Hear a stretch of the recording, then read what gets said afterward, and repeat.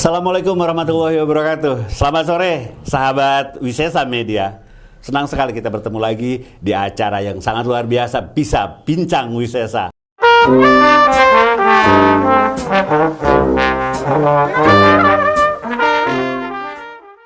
Dan sore hari ini kita bertemu dengan orang muda yang luar biasa, potensial sekali, pemikir, dan dia memang sedang berusaha membangkitkan perekonomian masyarakat, khususnya nih Kabupaten Kuningan, tatkala Kuningan sedang dalam kondisi miskin ekstrim. Selamat sore Bang Amar. Assalamualaikum. Selamat sore. Waalaikumsalam warahmatullahi wabarakatuh. Sehat Kang Amar? Alhamdulillah. Gimana Pak Yudi, sehat? Alhamdulillah sehat. Kang Amar, ini keren nih kan. Ada pola pemikiran di mana Kang Amar kan ingin membangun perekonomian keluarga dulu, berawal dari keluarga. Betul. Tetapi kemudian berkembang. Nah, kalau nggak salah pergerakan itu dimulai dari usaha mikro, kecil, menengah, UMKM. Betul. Nah, awalnya idenya kayak gimana tuh Kang? Awalnya itu kan saya memang di madu. Jadi madu ini adalah coba-coba dulu. Jadi memang saya coba madu, kemudian setelah coba ternyata berkhasiat. Nah dari situ saya selama ini juga mengkonsumsi madu.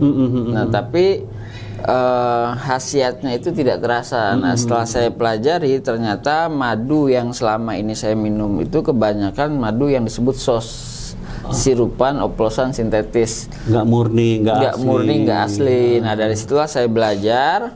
Nah kemudian setelah itu sekaligus juga budidaya lebah yang tanpa sengat. Kalau Sunda itu teuweul. Ya makanya IKM kita tuh namanya Imah Teuweul Indonesia. Jadi ngambil dari Indonesia. Karena kita kan di rumah menggunakan rumah. Terus juga yang utamanya tadinya teuweul gitu. Nah dari situ kemudian ternyata banyak yang berminat, yang berminat. Dari situ kita kembangkan dan kita coba untuk jual belikan dari produk-produknya yang awalnya madu murni. Sekarang alhamdulillah sudah 20 lebih inovasi produk turunan madu. Itemnya sampai 20 item. 20. Berarti Pak Amar memulai dulu usaha sendiri, kemudian mengembangkan bersama orang lain, begitu Pak Amar? Ya, kalau untuk sekarang ini kan awalnya saya setelah mengembangkan di madu ini, akhirnya saya banyak bergabung dengan UMKM. Sebentar, jangan dulu ke UMKM dulu. Saya tertarik dengan perkembangan usaha madu Kang Amar nih. Kita runut dari awal dulu nih. Berarti sendirian awal membangun usaha ini? Sama istri, ya. Iya, maksudnya tidak dengan korporasi yang lain atau tidak gini? Belum, awalnya itu sendiri. Jadi memang karena kan istri mau di madu, mau minum madu. Karena memang saya kan kebetulan tipe setia, jadi cuma jual madu, nggak memadu. Nah dari situ karena kan banyak waktu luang, jadi madu itu bisnis yang memang cukup unik karena kita tidak harus capek produksi. Karena produksinya itu kan karyawannya jutaan. Lebah teuweul itu ya. Betul. Nah dari situ karena banyak waktu luang nganggur, akhirnya kita cobalah untuk berinovasi. Jadi menciptakan produk-produk turunan madu, mulai dari makanan, minuman, sampai kosmetik, terus juga sampai kriya lilin itu. Jadi kita ada kosmetik itu ada sabun madu, terus juga ada masker wajah madu. Terus minuman ada susu madu, terus yogurt madu, terus kopi rempah madu, jahe rempah madu, ya kurang lebih sekitar 20 lebih lah. Brandsnya Makun.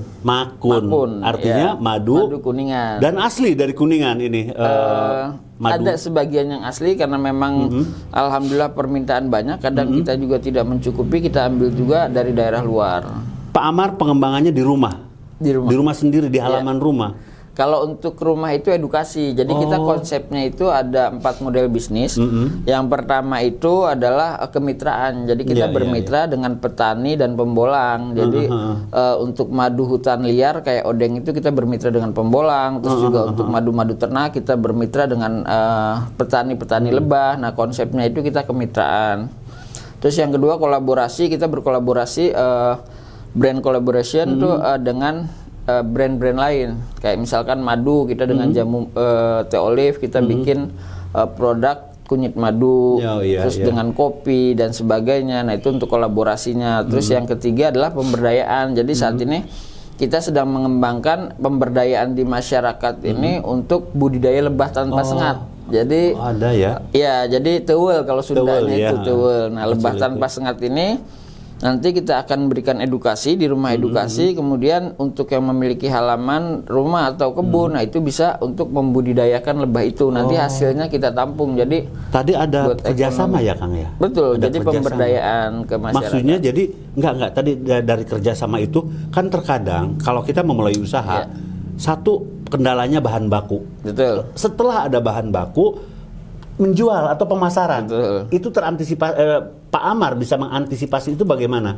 Tadi misalnya komoditi bagaimana, lalu menjualnya bagaimana gitu? Kalau untuk menjual kita masih skala kecil ya. Makanya ini juga kita lagi coba untuk kolaborasi juga. Tadi dengan kolaborasi ya Kang ya? Iya, selalu dengan kolaborasi karena saya pelajarin perusahaan besar pun tetap kolaborasi. Untuk pemasaran ke depan ini, nah salah satunya produk ini kita ini kerjasama juga dengan GNG dan juga Panji. Panji Petualang itu. Betul. Jadi nanti untuk pemasaran juga bisa dibantu untuk pemasaran dan juga untuk distribusinya. Makanya kita coba lagi untuk bekerja sama. Sampai saat ini pemasaran sudah sampai mana, Kang? Pasar Kuningan udah terkuasai? Kalau pasar ya masih terkuasai sih belum ya, cuma dalam artian ya. Kalau Kuningan dan luar kota sudah. Kalau luar kota itu melalui online kita kirim itu sudah sampai luar provinsi, bahkan luar pulau sudah untuk. Dan animonya bagaimana para dari luar pulau, dari mana itu? Ya alhamdulillah untuk kebanyakan kalau yang itu ada yang repeat order juga karena kan merasakan khasiatnya beda ya ketika madu asli. Mereka merasakan khasiatnya, mereka menjadi repeat order. Dan memang kalau madu itu awalnya yang sulit itu kan memperkenalkan. Betul. Tapi kalau sudah memperkenalkan, biasanya mereka merasakan khasiatnya itu akan menjadi pelanggan kayak gitu sih. Tadi ada kata Pak Amar pemberdayaan masyarakat. Betul. Berarti dalam proses produksi melibatkan juga saudara, tetangga atau siapa Kang dalam pemberdayaan ini? Kalau untuk sekarang itu kan yang pertama kita sedang ada konsep yang itu tadi. Jadi untuk pemberdayaan mendapatkan bahan baku karena khususnya madu tewel ini kan agak sulit.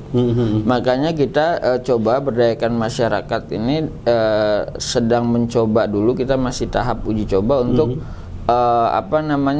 membangun tempat budidaya. Jadi memanfaatkan halaman atau kebun. Kayak gitu. Di Kang Amar sendiri luasnya berapa itu? Nggak, kalau di saya kecil karena itu rumah edukasi itu cuma kalau yang di tempatnya 4x6, cuman di belakangnya kan vegetasi banyak. Dengar-dengar kan misalnya tiap bunga akan menghasilkan madu berbeda, betul? Betul. Jadi tiap bunga itu kan menghasilkan nektar dan nektarnya itu nanti beda-beda tergantung dari jenis bunganya. Makanya warna, aroma, rasa pasti beda-beda. Nggak bisa konsisten kayak misalkan. Yang unik itu kan pelanggan misalkan minta madu yang kayak kemarin itu nggak bisa karena musim bunganya pasti beda. Beda. Khasiatnya juga beda atau? Kalau khasiat kurang lebih sama tapi mungkin kalau diteliti detail mungkin ada perbedaan. Cuma secara garis besar sih sama sih. Kalau tadi ada madu tewel, ada madu odeng. Perbedaannya apa sih? Manfaat, khasiat atau apanya dari antara madu odeng dan madu tewel itu? Kalau madu tewel itu madu trigona. Jadi madu trigona ini dia itu tanpa sengat, stainless bee. Jadi memang perbedaannya dengan madu jenis apis, kalau odeng itu kan apis dorsata ya. Nah perbedaannya itu adalah dari kantong madunya udah beda. Kalau untuk trigona itu dia propolis, full propolis yang nanti kemudian diekstrak dengan teknologi nano. Propolis, itu kalau yang kecil ya itu sampai 200-250 ribu itu yang 6 mili itu. Propolis itu ya. Ya, nah itu perbedaannya di situ salah satunya. Jadi kantong madu trigona itu terbuat dari propolis. Beda kalau dengan yang apis, baik apis cerana, kalau Sunda itu nyiruan. Apis cerana atau apis dorsata itu odeng. Nah itu kan dari wax wax lilin. Saya lama nggak di Indonesia, saya lama nggak di Indonesia. Lilin jadi Ini raja odeng. jadi lilin.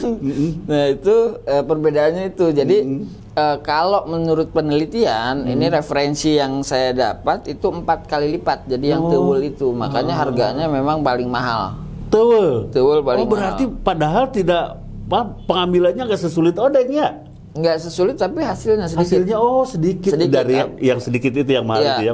Satu itu, prinsip kedua ekonomi kan bukan di itu aja tapi memang hasil penelitian juga karena kan dia lebih kecil sekitar 3 mili lebahnya untuk jenis Trigona levisep. Nah itu dia bunga-bunga kecil bisa masuk jadi nektarnya itu lebih majemuk.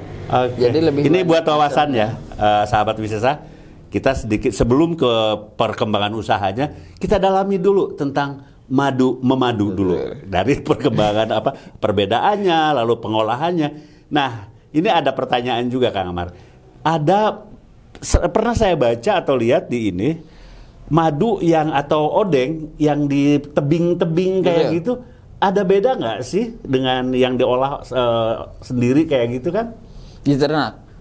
Kita juga sedia madu odeng. Jadi kan kita bermitra dengan pembolang. Nah, pembolang yang ngambil kayak gitu ya. Betul. Jadi langsung ke hutan, mereka juga ada tim. Nah, itu salah satu kayak mitra kita juga. Kayak gitu ya di yang pada bengar ada itu. Betul. Nah, kita itu kadang dari Kuningan. Kalau Kuningan banyaknya mitra saya itu daerah Cilebak. Benar. Subang ke sana Cilebak. Dari Bandorasa, cuma memang banyak jarang ini juga sih. Cuma kalau Kuningan kehabisan, kadang kita juga ambil sampai dari mitra keluar Ciamis. Ngambil bahan baku. Karena kalau musim hujan kadang kan paceklik, jadi agak susah. Nah sekarang tadi kan kita hanya bicara sampai tadi propolisnya gitu ya. Betul. Kalau royal jelly-nya, Kang, apa sih yang dimaksud dan manfaatnya gitu kan? Kalau royal jelly itu kan sebenarnya makanan ratu. Makanan ratunya ya royal jelly. Jadi kalau bedanya itu lebah pekerja, dia ketika jadi larva itu awal lahir aja itu dikasih royal jelly, sisanya bipolen pakannya itu. Iya. Nah kalau ratu dari mulai dia larva sampai dewasa itu full royal jelly. Makanya usianya kalau misalkan pekerja itu paling sekitar 60 hari, tapi kalau ratu bisa 3-4 tahun. Berarti saya percaya karena Kang Amar kalau bahasa ini nama hatam di masalah madu, sehingga pantas bisa mengembangkan usaha melalui Makun ya. Betul. Madu Kuningan.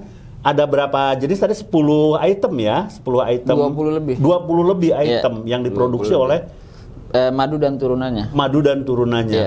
Nah, tadi pemasaran juga sudah sampai keluar daerah, ya kan? Lalu kerjasama sudah dijalin dengan baik.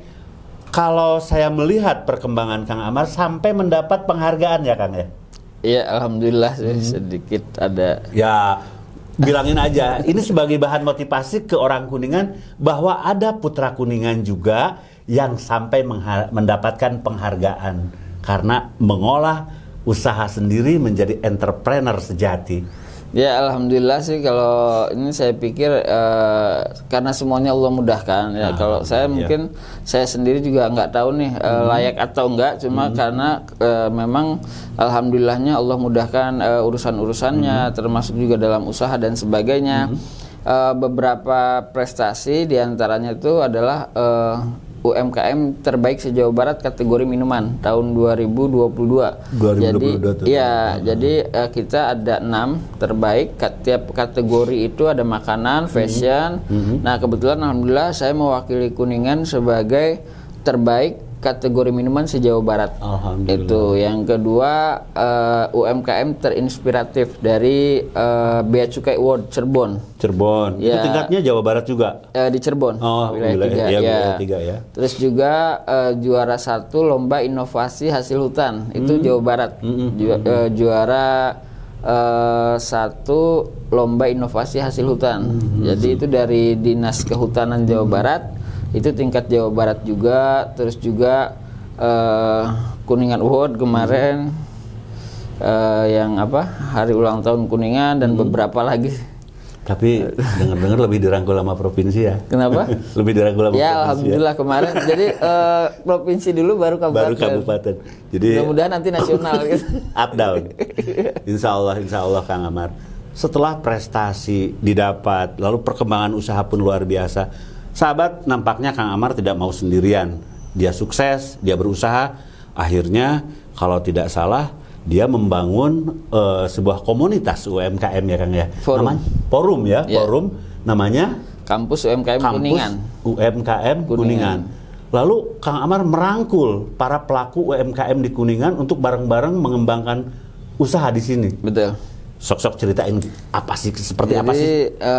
Ceritanya itu kan sebelum terjun ke dunia fokus di dunia usaha, saya kan sebagai aktivis sosial juga. Iya. Nah, sebagai benar. aktivis sosial, saya terjun langsung ke lapangan itu memang ketika predikat Kuningan miskin ekstrim yang terdalam itu memang ada benarnya ketika kita turun di lapangan banyak warga-warga miskin yang belum tersentuh.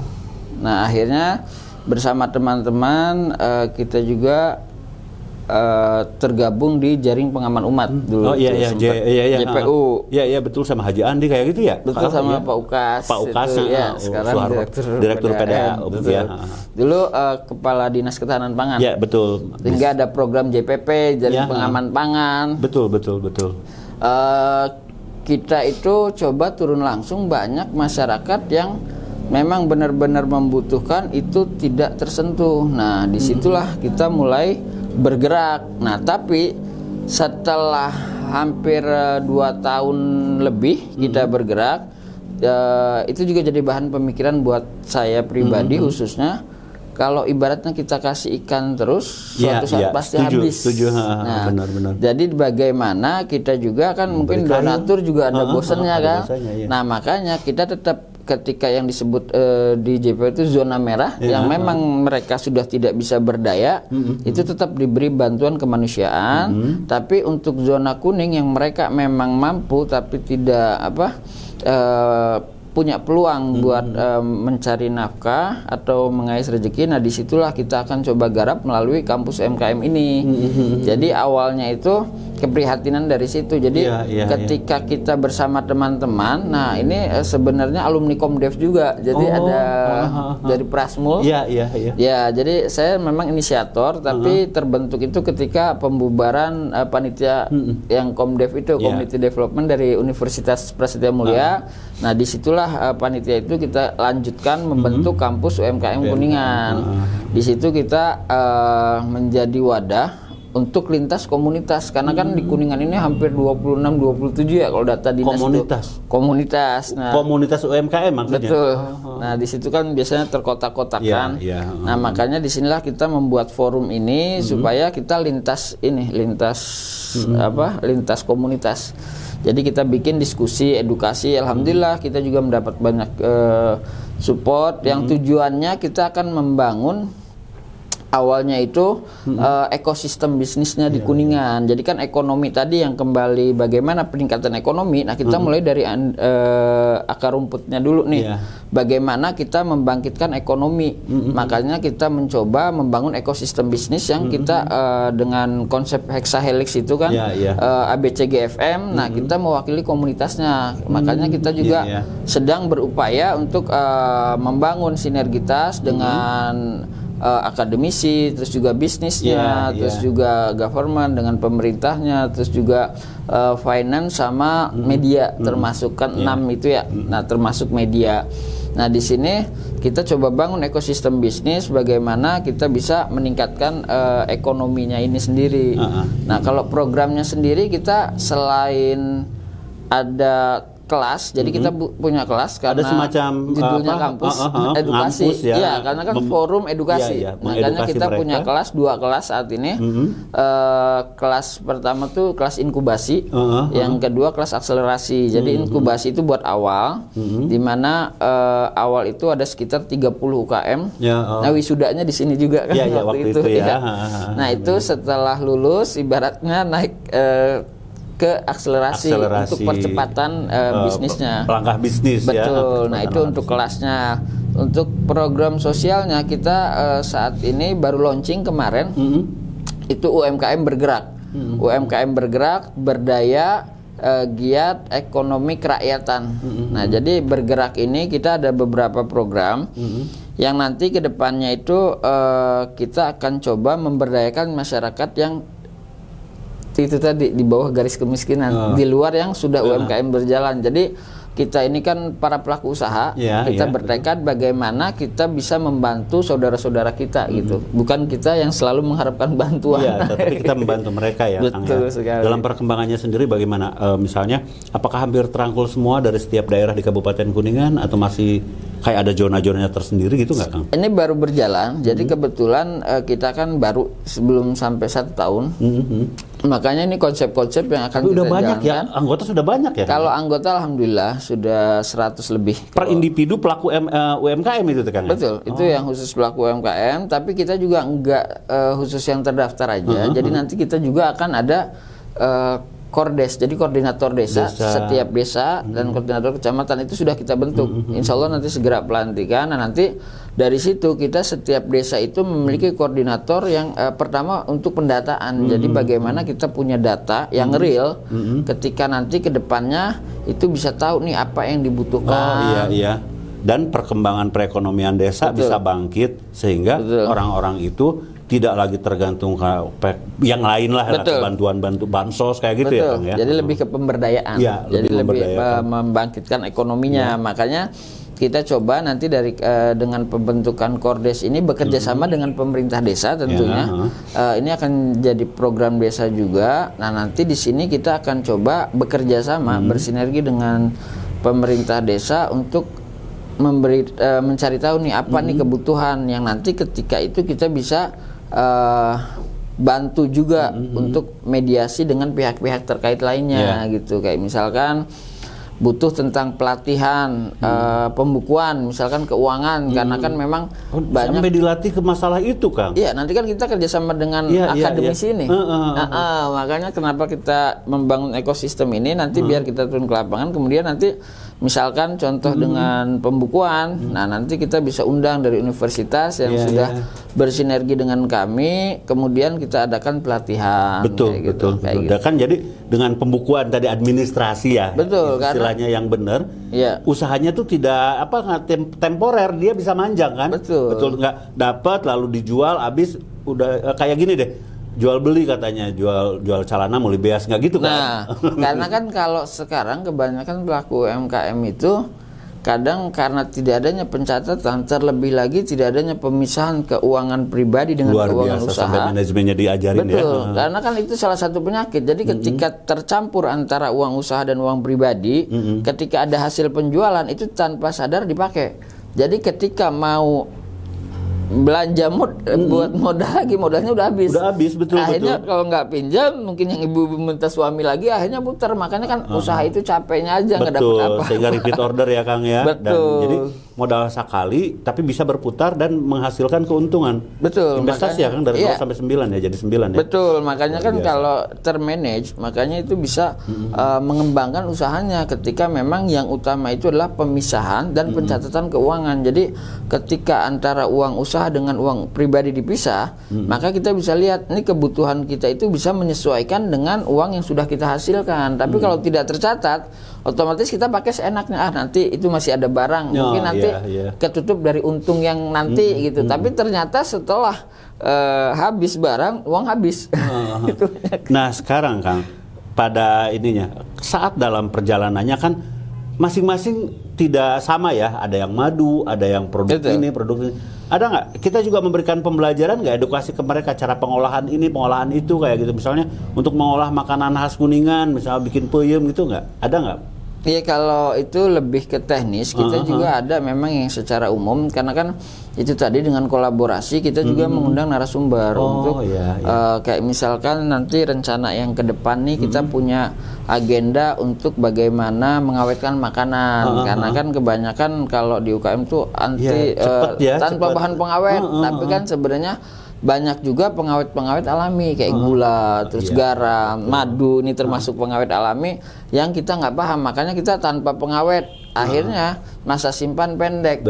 Akhirnya belum bisa dijual, belum laku, udah retur barang.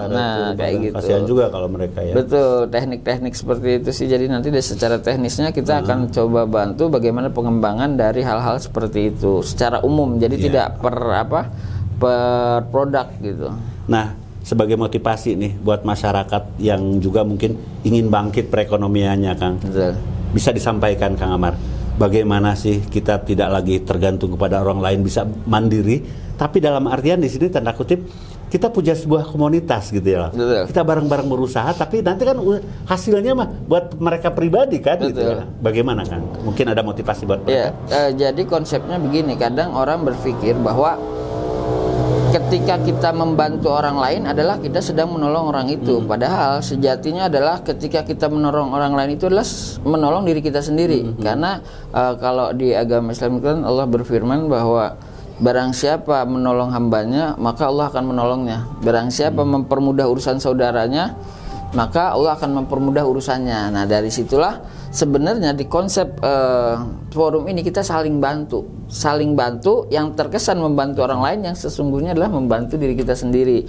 Nah, konsep inilah yang coba kita bangun, makanya kan dengan jargonnya tumbuh bersama meraih sukses, insya Allah dunia akhirat. Luar biasa, gitu. itu di situ ya di kampus UMKM. Di kampus UMKM. Betul, gitu, jadi ya. makanya kita saling bantu, kita juga saling mempermudah urusan yang sebenarnya insya Allah nanti akan menjadi jalan untuk mempermudah diri kita sendiri kayak gitu. Terus juga kita coba mulai dari hal-hal kecil, karena kebanyakan kan ketika mau usaha berpikir bahwa saya nggak punya modal. Betul. Jadi mindsetnya itu bahwa modal adalah uang. Padahal ketika memang modal yang dibutuhkan adalah uang, itu sangat mudah karena kita udah kaya. Kita itu kan sangat mudah untuk mendapatkan uang. Ginjal aja kan 700 juta, mata 1,4 M ya. Kalau kita duit kalau ceritanya bahwa modal itu harus uang gitu kan. Nah, sebenarnya Allah itu udah kasih kita tuh tak ternilai gitu kan. Ketika taruhlah kita punya 2 ginjal, 1 ginjal 700 juta aman itu udah. Nggak usah dikejar-kejar debt collector ya kan. Kalau memang kalau memang bahwa modal itu uang. Nah, makanya kan berarti ketika otak kita, mata kita, mulut kita itu kan lebih daripada uang. Nah, ini digunakan sebagai modal, insya Allah ini bisa menjadi sebuah jalan untuk kita membangun usaha. Karena kalau kita pelajari dari, karena ini bulan Ramadan ada sedikit religi. Iya dong, sekalian Habib Amar. Jadi kita kan ambil kisah juga dari kisah Abdurrahman bin Auf. Setuju. Sahabat yang ketika hijrah itu, ketika memang tertindas di kota Mekah kemudian hijrah ke Madinah, itu cuma membawa selembar pakaian. Selembar pakaian. Kemudian kan sama Rasulullah dipasangkan oleh sahabat Ansor. Nah, yang saya lupa namanya, cuma ini salah satu sahabat terkaya di Madinah. Sehingga ditawarin dari hartanya setengah, bahkan istrinya 2 ditawarin 1. Kalau kita kan kadang berharap ini ada bansos. Nah, ini bayangkan kalau kita hidup, makanya itu kan generasi terbaik ya. Ditawarin setengah dari hartanya, bahkan ditawarin pilih istri salah satu istrinya. Yang terpilih akan dicerai dan akan dinikahkan. Tapi memang mentalnya berbeda, itu tidak diambil. Cuma minta 1 modalnya, tunjukkan di mana pasar. Nah, dari modal itu semua ditolak, cuma minta 1, tunjukkan di mana pasar. Dengan modal selembar pakaian yang ada di badannya, itu bisa menjadi salah satu orang terkaya, sahabat terkaya. Yang ketika paceklik itu kan ada musibah, itu bisa sampai memberikan bantuan unta beserta isinya sepanjang jalan Madinah. Masya Allah, luar biasa. Nah, makanya itu juga salah satu kisah yang memang bisa kita ambil bahwa modal itu tidak selalu uang. Ketika kita bisa niat memanfaatkan potensi yang sudah Allah kasih, kembalikan la in syakartum lazidanakum. Ketika kita mensyukuri bahwa Allah sudah memberikan modal otak, memberikan modal mata, mulut dan sebagainya, kita manfaatkan dengan cara mensyukurinya itu kan memanfaatkan, tidak sekedar mengucapkan alhamdulillah. Dari situ insya Allah Allah tambah nikmat, yaitu tadi dengan jalan, dibukakannya jalan. Dan jangan lupa juga itu tadi membantu, sedekah dan sebagainya. Karena seperti kisahnya Abdurrahman bin Auf lagi kan, pernah sampai ketika mendengar kisah bahwa orang kaya itu masuk surganya lama, karena dihisabnya lebih lama, karena kan dari mana asalnya, kemudian di mana keluarga, sampai mau miskin. Pernah satu kisah itu bahwa saat kaum muslimin perang, dulu kan perang sampai berbulan-bulan. Perang itu saat mau panen kurma. Ternyata kurmanya itu pas selesai perang busuk. Nah, karena sahabat Abdurrahman bin Auf ini pengen miskin, dibeli semua kurma busuk. Jadi niat dia menolong sekaligus ingin menolong diri dia juga. Tapi ternyata ya ketika Allah berkehendak itu pasti akan berjalan sesuai kehendaknya. Nah ketika itu ada satu wilayah yang memang di kerajaan itu ada terkena wabah penyakit yang bisa sembuhnya itu oleh kurma busuk, yang akhirnya malah dibeli 4 kali lipat, akhirnya tambah kaya, bukan? Iya. Keren sekali. Baik, sahabat Wisesa luar biasa sekali. Banyak hal yang bisa kita dapat dari Kang Amar. Cuma ada satu nih. Kalau boleh tahu nih Askun, terakhir nih, saya minta alamat jelasnya di mana nih? Alamat Askun supaya mungkin kan masyarakat pengen Makun ya, Makun ya, Madu Kuningan. Madu Kuningan. Kalau alamatnya kita ada rumah edukasi juga, ada galeri buat produk itu di Desa Bojong, Kecamatan Keramat Mulia. Di sini ya nanti ada tulisan. Ya terus. Nomor 84 Kabupaten Kuningan. Ya, oke. Ada cabang yang lainnya? Cabang belum. Kita doakan. Ini dong nomor HP-nya WA ya. Terus platform media sosial yang di ini misalnya IG atau itunya kan. Boleh. Kalau nomor WhatsApp-nya 0856 2464 6237. Untuk website kita juga ada www.imahtiwul.id karena kita ngambil dari nama IKM-nya Imahtiwul. Kalau Instagramnya madukuningan.official.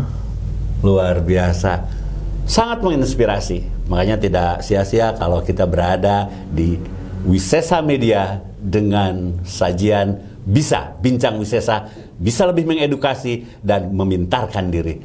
Terima kasih Kang Amar. Sahabat, terima kasih. Sampai jumpa di episode hebat lainnya Bincang Wisesa. Assalamualaikum warahmatullahi wabarakatuh.